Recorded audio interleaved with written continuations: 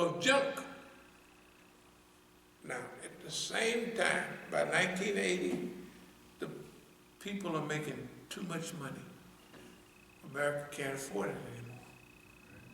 They lost billions. In the Vietnam War, they went off the gold standard in '71 because America had all the gold before, but to fight that war as a long war, they used up all their gold. Good God. So they were broke. The Vietnam War broke America. Okay. Not only it destroyed the people and their connection with each other, one side on this side and all of that, but really the Vietnam War had a shattering effect on America. It really is terrible. Okay, now, let's go to China.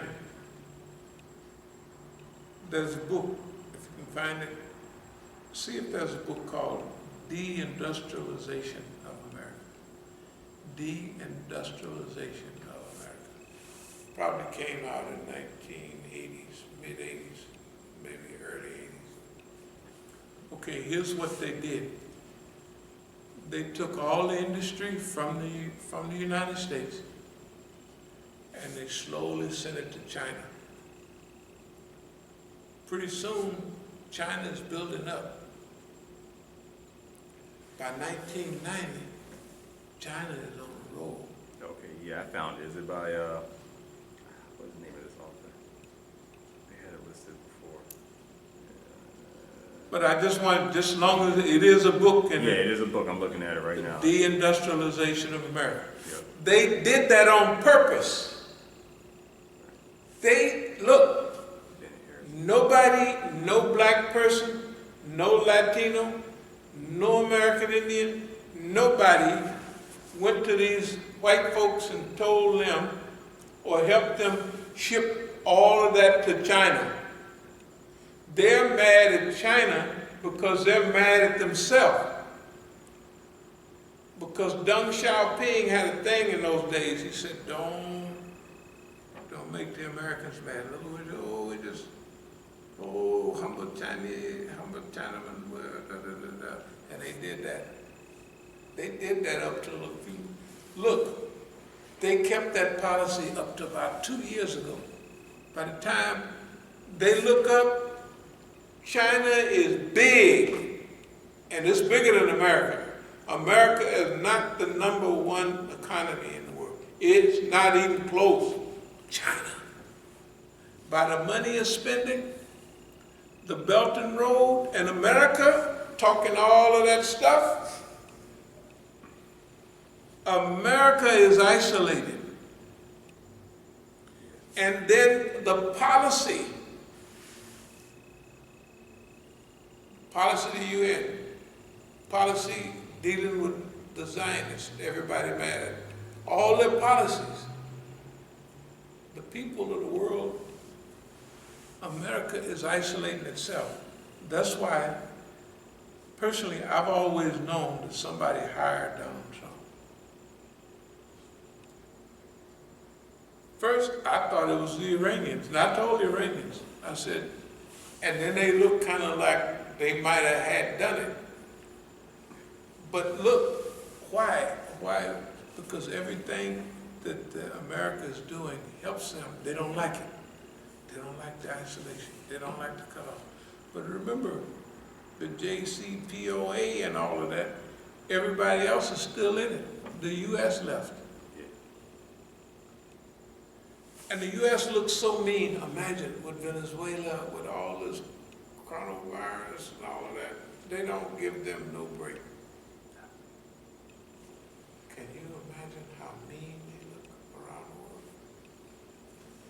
And now, I looked at the Belt and Road, some places where I used to be, like in Kenya, Mombasa.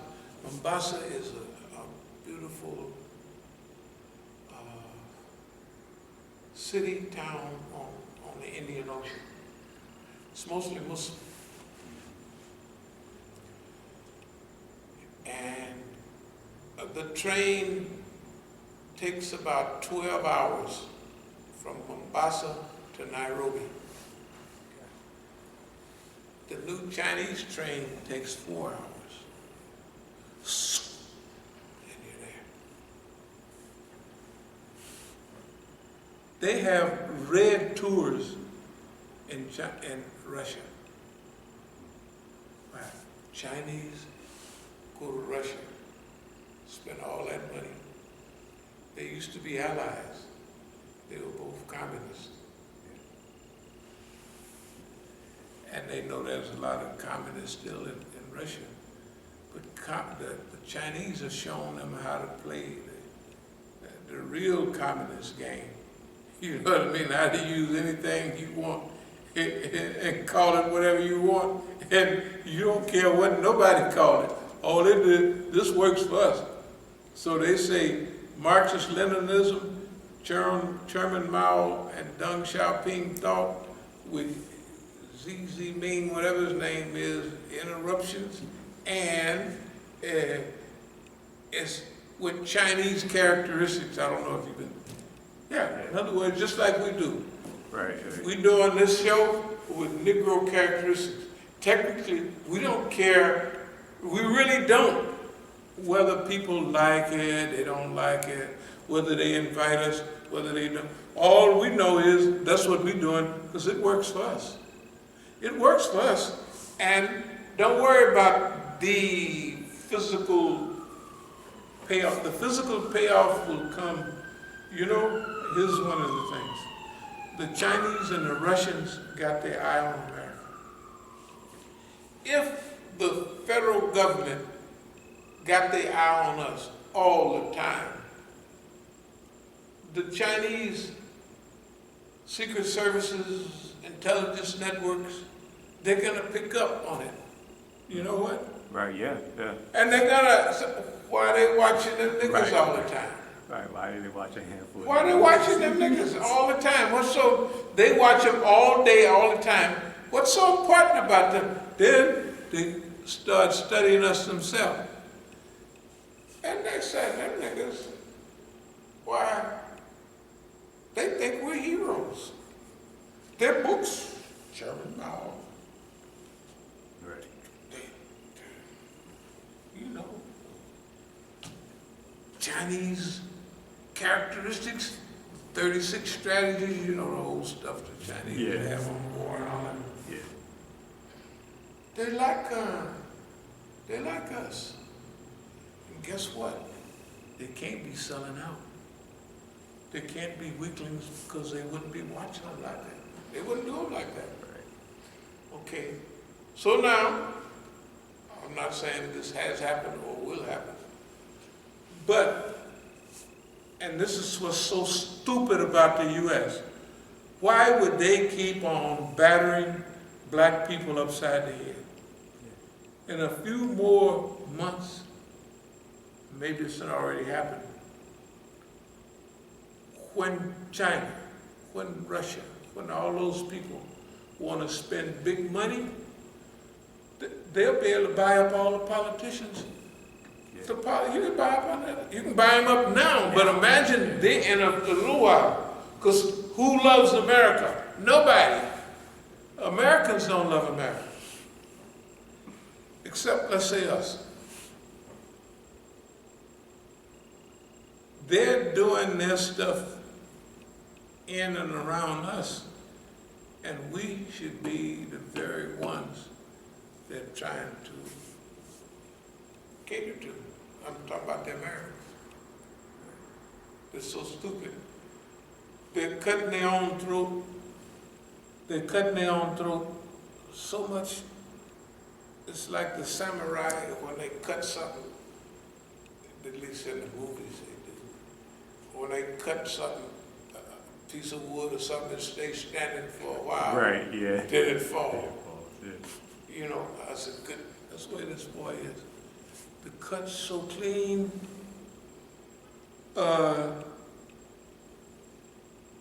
To me, I'm telling you, I'm a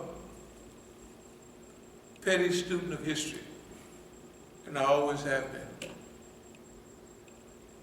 So I usually travel along with the trends or in front of the trends. Right now, we're not doing bad. This is still when a big power falls, everybody in 300 years, China will be going down again. Maybe Iran will be going down again. Because it always goes up and down. All the ancient civilizations, they had their day, then they disappeared, some of them popped up again. You know what I mean? And like, okay, everybody now that was down, hey man, China is smart. They're so far, they're the smartest. And they really have a utopian vision. Their communist vision of the world is, call it utopian. But their belief, and they've always believed like this, you have to start moving toward communism from capitalism, because nobody else can afford it. Right? So they're technically a super capitalist, but they're also strategic. They didn't knock Sam. They didn't knock him. He's knocked. He's knocked. He's just out, and it's just been counted out. That's all. He hasn't been counted out. America is done for. I mean, it's really, really, if anything I've ever said or analyzed came out correct, this is the most certain thing of all. It's like he can't come back from this, because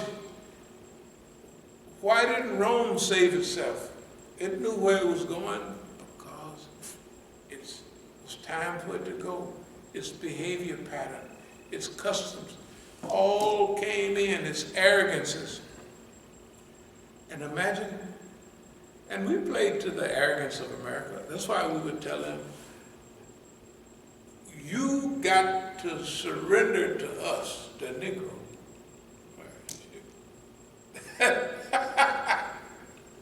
Okay, and you got to give us a J.O., a Negro JPCO, whatever it is. You got to give us that, and you got to do this, and you got to do that. Well, okay.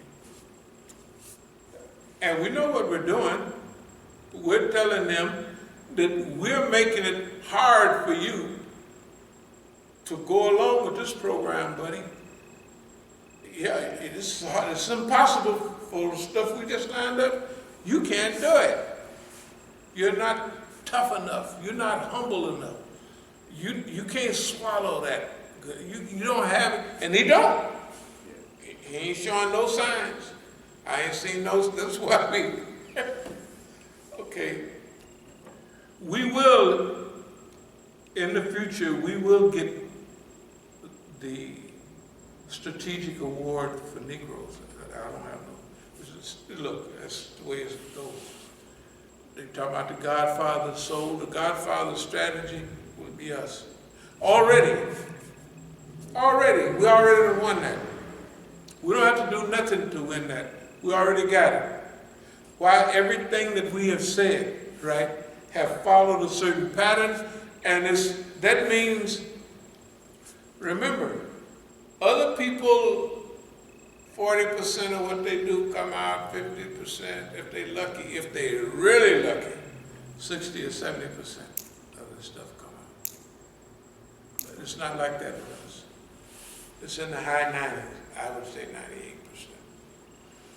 Comes out, just like we say, over and over and over again. And the reasons are the exact reasons that we give. That's what they are.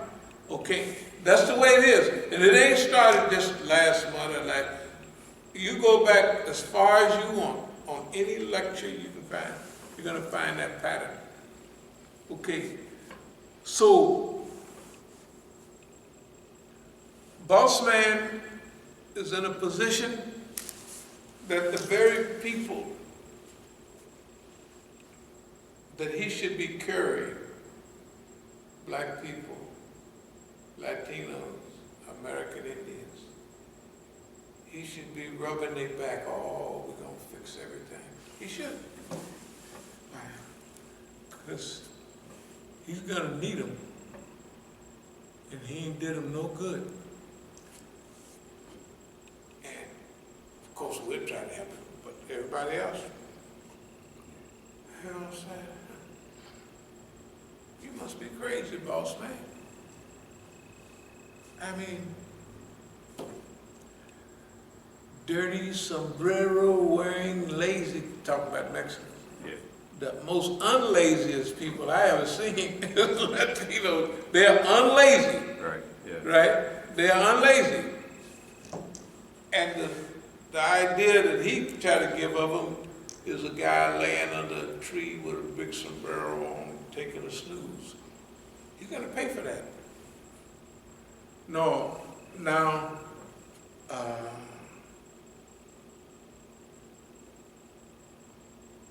I'll put it this way. America has set itself up for a major failure. He haven't left one stool with no leg on the stools. The people of color, finish. Okay. The outside enemy, what outside enemy? You, right? You know when you unify the inside by choosing the enemy from the outside? You know, like if there was somebody from space come to attack the Earth, well, everybody on Earth to get together to fight. Because we fall from on Earth, right? Yeah. And the bad guys, at least that's the way they would put it. America has had so many blessings. The wars that have happened, they always had ocean. This ocean over here, Atlantic, 3,000 miles to Europe. That ocean over there, 10,000 miles, 6,000 miles, you know, yeah, to Asia. Over there, Pacific. Okay. So nobody could get to them. Right. So they could build and build and build. And they had a great opportunity to make the world a beautiful image. And they blew their opportunity. They blew their opportunity because they was just selling rags and, you know, people was happy to buy them for a while. But sooner or later, people, as long as it's just, they being sold rags, it's one thing, but when somebody else bring a nice, brand new something or other, and they look at it, they say, they've been selling us rags. Boss man, you've been selling us rags, man. We've been dressing in rags. We've been wearing raggedy shoes, raggedy. And that's where they are now. It's, now we prayed for it, but there's a tinge of, see, when America goes down, it takes our family and friends with it. Yeah. So, in the final analysis, I believe this Rescue America stuff, rescue the people of America, but not the system. I feel that's where we're headed. Because all of the different processes that we went through, and then when we get to Nafs Samara, the physical stuff, okay, if we get through that. Nafs Lawama, the conscious, when you become a human being. You know, right and wrong. The conscious person. Then Nafs Mutmaina, the satisfied soul. That's what it is, I'm telling you. Right. And the ayats that we like about As-Sabiqun al-Awwalun, radiyallahu anhu, radiyallahu anhum. In other words, they are pleased with Allah, and Allah is pleased with them. those are those ayats about the satisfied soul too, that Allah is pleased with them, and now us, we pleased with Allah. Ain't nothing else we can do. We're pleased with Allah. We're happy with that. I believe that we have to evolve to this stage because of the job that we have to do. Because nobody else would handle it properly. They would get arrogant or stupid. They would throw all the money away. They would something. You know what I mean? They would get paranoid. They would blow it.